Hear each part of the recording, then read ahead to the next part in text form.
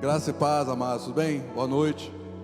Estamos aqui na casa de oração franca, agradecendo a esse Deus poderoso que permite que a igreja viva esteja funcionando. Embora a gente não esteja congregando com as pessoas aqui dentro, mas existe uma igreja viva nos lares, existe uma igreja viva que está nos relacionamentos das pessoas, em nome de Jesus, amém? Muito obrigado pela sua presença, continue firme conosco. E hoje eu queria falar com vocês como é que nós podemos passar essa crise com Cristo, né? Quando nós pensamos em crise, a gente pensa em várias coisas que vêm na nossa mente: discórdia, desespero, percas, crise financeira. Muita coisa vem na nossa mente quando a gente fala de crise. E não só acontece com você, acontece com várias pessoas. E atualmente nós temos escutado muitas vozes, né? Quantas vozes você tem escutado hoje que fala de coisas ruins, de quebradeiras, de doenças? As notícias boas, elas não dão ibope. O que dá ibope são notícias ruins, que faz com que nós nos fechamos mais e mais. E é interessante, no capítulo de João, Evangelho de João, capítulo 16, Jesus ali, ele fala para os seus discípulos que os discípulos seriam perseguidos. Eles seriam perseguidos pela igreja, eles seriam perseguidos, que Jesus também iria morrer, e depois ele voltaria para junto deles e deixaria um consolador. E aquilo ali, os discípulos certamente ficaram muito atordoados com aquela informação, e podia quase dizer que os discípulos entraram em crise sem entender tudo aquilo que Jesus estava falando para eles. E aí no final do capítulo 16, versículo 33 de João 16, 33, a palavra nos fala: tenho-vos dito essas coisas para que em mim tenhais paz. Primeiro ponto, em mim tenhais paz. No mundo tereis aflições, mas tende bom ânimo, eu venci o mundo. Então naquela época Jesus já tinha mostrado para nós uma forma de escape da crise. Primeiro ele falou que em mim tenhais paz. A paz verdadeira a gente encontra em Cristo. Não a paz momentânea, mas uma paz sincera, uma paz duradoura. E como nós podemos passar essa crise com Cristo? Nós podemos pensar que quando nós estamos com Cristo nas crises, a gente passa de uma forma mais consciente, mais tranquila. Por quê? Porque o Espírito Santo vem sobre nossas vidas e nos dá a paz, nos dá a tranquilidade, nos dá o refrigério. E assim nós podemos ver que em Deus nós podemos ter essa paz. E ele fala que no mundo tereis aflições. As aflições vêm para todas as pessoas. Lembra quando Jesus falou da pessoa que tem a casa que é feita na rocha, a outra que é feita na areia? A mesma tempestade vem para as duas casas. A diferença é quem está firmado na rocha ou quem está firmado sem uma estrutura. E aí, irmãos, o que acontece? A palavra de Deus nos fortalece. E graças a Deus nós temos as práticas espirituais na casa de oração, oração em línguas, leitura da palavra, confissão da palavra, jejum, adoração. Por quê? Porque isso fortalece a nossa vida, fortalece o nosso espírito. E assim a gente fica fortalecido. Quando você usa as práticas espirituais, você vê que Deus tem algo diferente. Quando você vai para o seu quarto, em secreto ao Pai, ore em línguas, você vê que o seu corpo, a sua mente, a sua alma é fortalecida no Senhor também. Por quê? Porque existe uma promessa para nossas vidas. Agora, toda crise vai passar. Certamente essa crise vai passar. A gente não sabe quando vai ser, as liberações e tudo mais. Mas a gente tem que se perguntar: como é que nós vamos chegar ao final dessa crise?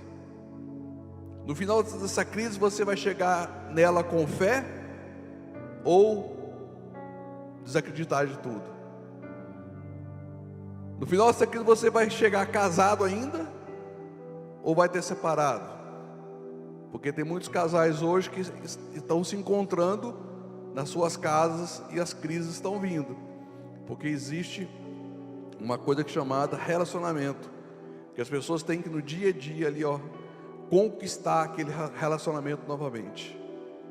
Vai passar a crise, a pessoa vai falar o quê? Não, mas quem é Deus? Onde Deus estava na minha crise? Então muitas coisas nós temos que pensar como é que a gente vai terminar essa crise, como vai estar o meu coração ao final dessa crise. Mas por quê? Porque nós temos que ter essa convicção, a certeza de que Deus está conosco, que Ele vai sempre estar ao nosso lado, nos guardando, nos protegendo. Por quê? Porque nesse versículo de João 16:33, no final Jesus fala para os seus discípulos: tende bom ânimo, eu venci o mundo. E como que nós temos isso? Se Ele venceu o mundo, e nós? Romanos 8:37, capítulo 8 de Romanos, versículo 37. Mas em todas estas coisas somos mais que vencedores por aquele que nos amou. Nós somos vencedores por Cristo. Nós somos vencedores em Cristo. E isso faz a diferença. Tudo vai passar, mas no final nós vamos permanecer firmes no Senhor. Embora tenhamos perdas, ou mesmo até morte, de algum familiar, de algum amigo, perdas também financeiras vão acontecer, mas nós devemos ter uma convicção no nosso coração, que nós devemos estar preparados para todas as coisas. Em Deus nós somos mais que vencedores. E no final de tudo isso, se a gente for fazendo um balanço, mesmo com todas as perdas, nós deveremos estar mais fortes. Por quê? Porque nós estamos sendo preparados por Jesus. Quando você vai para o seu quarto e ora lá em secreto com Deus, você vai orando, vai se fortalecendo, as crises vão passando, as dificuldades vão chegando, mas você tem que ter a convicção que você está crescendo nele. Você tem que crescer nele, porque a promessa de Deus, quando nós cremos na sua palavra, e a sua palavra é a verdade, nós devemos crer na palavra, para sermos fortalecidos pelo Senhor. Cremos na palavra do Senhor, porque essa palavra é poderosa. E em Cristo nós vamos precisar estar sempre mais firmes, mais fortes, mais prudentes, mais firmados. Por quê? Porque a nossa vida vai ter que refletir o amor verdadeiro de Jesus para as outras pessoas. Na sua casa, no seu trabalho, por onde você anda, você tem que ser essa luz do mundo que mostra a diferença de quando nós servimos a Jesus. E as práticas espirituais, como eu falei, nos fortalecem. Por quê? Porque você deixa de ser você e passa a ser como Deus quer que você seja, como filho dele. E aí eu falo assim: mas pastor, como é que são as coisas? Irmãos, milagre não se explica. O milagre a gente crê, a gente vive o milagre. E Deus tem feito grandes promessas em cada um de nós. E a gente lembra quando morava em Caldas Novas, a gente tinha uma questão financeira para resolver lá muito séria, em família. E a gente tinha uma casa em construção para vender, e aquela casa não vendia. Eu precisava vender aquela casa, que tinha dívida no banco e nada, aquilo ali. E uma vez a Vânia foi em São Paulo, uma conferência do Mauro Cerulo. Para ela ir nessa viagem, eu tive que vender um monitor de computador para arrumar dinheiro para ela poder viajar, porque não tinha dinheiro. E ela foi lá nessa conferência, Mauro Cerulo, e lá foi lançado um desafio das pessoas fazendo a doação para levar não sei quantos milhões de Bíblias, quantas mil Bíblias para o povo judeu. E aí Deus tocou no coração dela deu um cheque predatado. E ela falou assim: Deus, está aqui a minha oferta. O Senhor sabe que nós não temos esse dinheiro, mas está aqui essa oferta missionária, de levar essas Bíblias para os judeus. E em uma semana, Senhor, eu quero que o Senhor me dê resposta. E ela chegou em Caldas Novas, a gente morava em Caldas Novas, me contou. Falou: "Ó, Marcos, eu fiz um negócio assim, não podia ter feito." Falou: "Não, se Deus falou com você, está certo.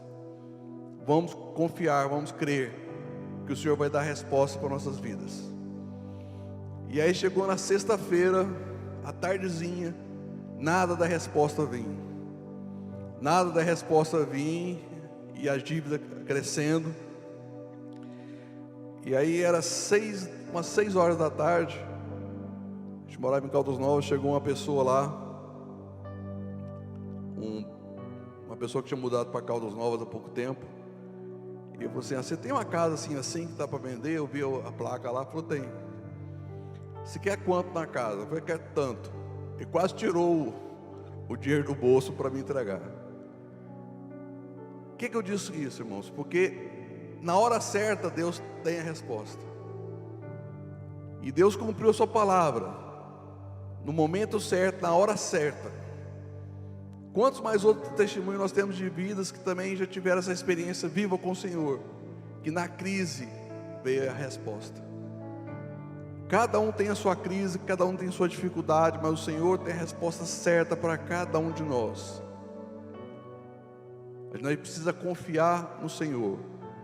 Nós precisamos confiar no Senhor porque nós somos filhos dele. Amém? E nós devemos alinhar a nossa visão a Deus. Queria ler com vocês Romanos capítulo 8, versículo 17.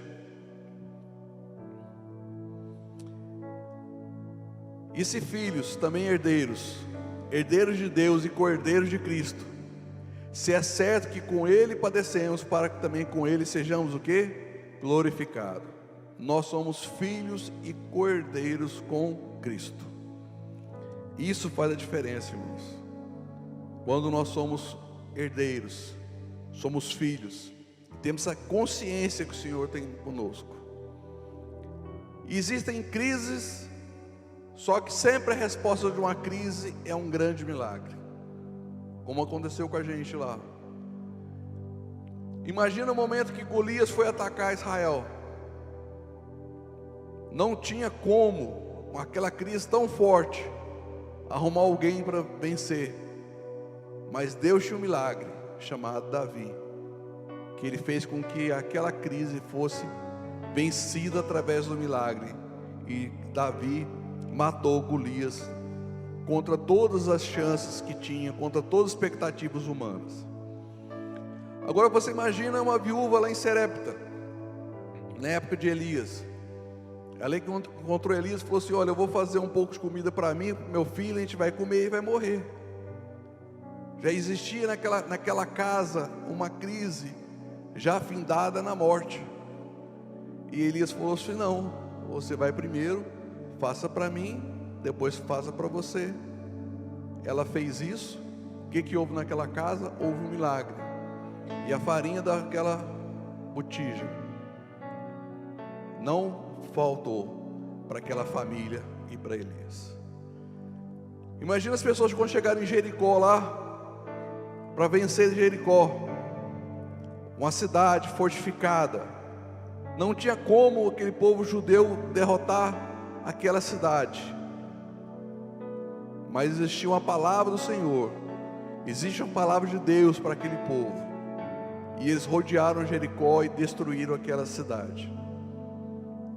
No deserto, esse mesmo povo, faltou água para eles, e o Senhor fez da rocha um outro milagre, manar água. Então sempre quando você pensar numa crise, você pode saber que exatamente vai ter um milagre que vai socorrer aquela crise. Quando Jesus estava no monte lá com as pessoas, e ele falou para os seus discípulos: "Vão, arrumem comida para esse povo." E as pessoas, os discípulos falaram assim: "Jesus, onde não vão arrumar comida para esse povo? Então não temos nem dinheiro para comprar." E Jesus perguntou: "O que vocês têm?" "Nós temos 5 pães e 2 peixes." E aí o milagre aconteceu. Jesus pegou aqueles pães, o peixinho, levantou, deu graças a Deus, o repartiu, e o milagre foi acontecendo. Em cada vez que repartia, aquilo ali. E houve ainda abundância de 12 cestos no final. Então tenha certeza que se você hoje está em crise, certamente existe um milagre específico para você. E você tem que ter essa convicção de que o Senhor vai ter esse milagre na sua vida. Quando Paulo estava pescando, Pedro estava pescando, e ele não pegou nada à noite. E Jesus chegou para ele, já tinham lavado as redes, e estava aguardando, e falou assim: joga a rede aqui nesse lugar. A crise de Pedro era que não tinha pegado peixe a noite toda, mas sob a palavra do Senhor veio o milagre.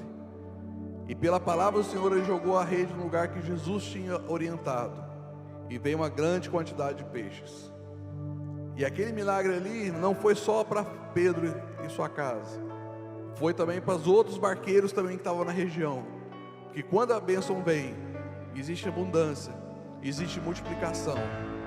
Quando você receber sua bênção, não é só para você não, é para sua casa, é para as pessoas que você conhece, porque a bênção que o Senhor traz para nós sempre tem que contagiar pessoas. Se fosse fácil, a gente não precisaria de fé e nem precisaria de Deus. Na força do nosso braço mesmo nós faríamos, não é? Não é isso que a palavra nos fala? Pela força do meu braço eu consigo? Não. Nós precisamos ter fé, convicção, certeza e ousadia no Senhor para receber a conquista que Deus tem para nossas vidas. E nesse tempo de fé, de crise, o mesmo Deus que agiu no passado continua agindo sobre a sua vida e vai agir poderosamente. Agora, para nós recebermos o milagre, existe o nosso querer, existe o nosso mover, existe o nosso buscar, existe a nossa dependência do Senhor, existe a nossa confissão da palavra, existe a nossa fé colocada em ação. Deus não nos traz nada para nós de assim, à toa. Tudo que Deus coloca na sua mão, existe um propósito. Existe um propósito para o seu crescimento, existe um propósito para o seu fortalecimento, existe um propósito para você cuidar da sua casa, né? Nós como homens cuidar da nossa casa, cuidar do seu negócio. Existe uma promessa para a igreja viva de Deus vivo. E nós declaramos que haja uma vida de milagres na sua vida em nome de Jesus. Vai existir uma vida de milagres, porque o Senhor é contigo. E nós declaramos que o sobrenatural do Senhor virá sobre a sua vida. Virá sobre a sua vida o sobrenatural, a provisão de Deus virá sobre você na medida que você precisa. Ou melhor, Deus sempre nos surpreende, além do que nós podíamos esperar. Creia no Senhor. E nós declaramos que nós temos um Deus, você tem um Deus do milagre. Nós declaramos que você tem um Deus da cura. Nós declaramos que você tem um Deus da multiplicação. E declaramos que esse Deus maravilhoso vai fazer proezas na sua vida, vai fazer proeza no seu viver em nome de Jesus. Nós confiamos que o Senhor é poderoso para vir de forma sobrenatural sobre a sua vida, sobre a sua casa, trazendo paz. Onde existe choro, onde existe desespero, virá a promessa, Senhor. Não desista, creia em Deus, creia na sua palavra, procure Ele dia após dia, em oração, em jejum, buscando o Senhor, porque o Senhor é poderoso para vir sobre a sua vida, trazendo a redenção, a graça do Senhor. Continue orando em línguas, continue lendo a palavra, confessando a palavra do Senhor. Você vê o Salmo 23, fala: o Senhor é meu pastor e nada me faltará. Que salmo poderoso que é Ele. Que voz declaratória de poder que existe nessa palavra. Existe uma palavra para você, existe uma palavra de Deus para a sua vida, para você ter a redenção, a vitória e a conquista sobre sua vida, em nome de Jesus.